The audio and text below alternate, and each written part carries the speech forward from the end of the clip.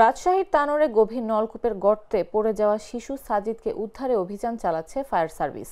অভিযানের অংশ হিসেবে আবারও ওই গর্তে ক্যামেরা নামানো হচ্ছে। বৃহস্পতিবার দুপুর 12:15টায় ক্যামেরা নামানো শুরু হয়। এর আগে ঘটনাস্থল থেকে ব্রিফ করেন ফায়ার সার্ভিসের পরিচালক লেফটেন্যান্ট কর্নেল তাজুল ইসলাম। তিনি বলেন, বিশ্বের কোথাও এমন কোনো প্রযুক্তি নেই যে এত গভীর গর্ত থেকে তাৎক্ষণিক কাউকে উদ্ধার করবে। গর্তটি প্রায় 200 ফুট গভীর। নিরাপত্তার খাতিরে আমার পাশে গর্ত করে অনুসন্ধান চালাচ্ছি। বিভিন্ন উন্নত দেশেও এত গভীরে পৌঁছাতে 75 থেকে 78 ঘন্টা সময় লাগে। তিনি আরও বলেন, প্রথম পর্যায়ে 35 ফুট পর্যন্ত গর্তে ক্যামেরা পাঠানো হলেও কিছু দেখা যায়নি।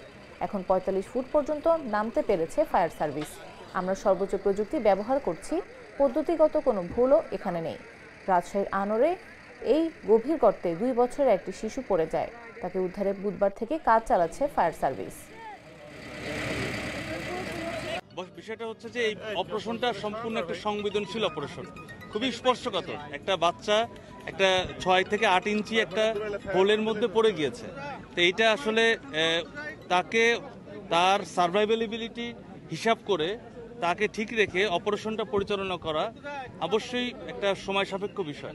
আপনি যদি ইতিহাস দেখে থাকেন, যতগুলো এরকম ধরনের অপারেশন হয়েছে, বিশ্বের এত আধুনিক কেউই এখন পর্যন্ত বের করতে পারি নাই, যেটা সুড়ঙ্গের ভিতর থেকে আপনার খুব সহজেই এরকম একটা অল্প 6 ইঞ্চি 8 ইঞ্চি ডায়ার একটা পাইপের ভিতর থেকে খুব সহজে উপর থেকে এক্সট্রাক্ট করে তাকে নিয়ে আসবে। এই পুল করে তাকে নিয়ে আসাটা এটা আসলে খুবই মানে অসম্ভব একটা বিষয়।